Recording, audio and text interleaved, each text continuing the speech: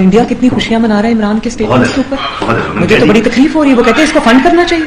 कल बड़ा कोई अननोन बंदा बैठा हुआ था किसी प्रोग्राम में, उसने कहा जी रॉ ने अपने तमाम ऑपरेशन बंद कर दिए हैं पाकिस्तान में क्योंकि अब उनको जरूरत नहीं है पैसा लगाने की, जो खान सब कहता है।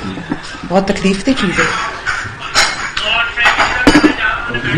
कहता है कि मुझे तो एस्टैब्लिशमेंट ने कहा था ये चोर है। अब देखिए कितना बड़ा इतराव। तो जब अदालत ने सबूत मांगे थे तो तभी यह देना था मुझे एस्टैब्लिशमेंट ने कहा था, मेरे पास तो कोई सबूत नहीं। हर चीज का इतराफ हो गया जी। अब पीछे रहता कुछ नहीं है, बस जिद्दी। ऑक्सफोर्ड यूनियन में तो कहा था कि मैं आपको कहता था और एस्टैब्लिशमेंट रोकती थी। सो हर चीज में झूठ, हर चीज में झूठ। और 25 मई को जब लॉन्ग मार्च कर रहा था सबके सामने इसने मीडिया पे कहा कि जी सुप्रीम कोर्ट का ऑर्डर आ गया है, हम रेड जोन में जा सकते हैं, सारे आ जाओ। कनेक्टेड चले कोई बात नहीं, यही बातें मैंने सच बोल रहे हैं टीवी में।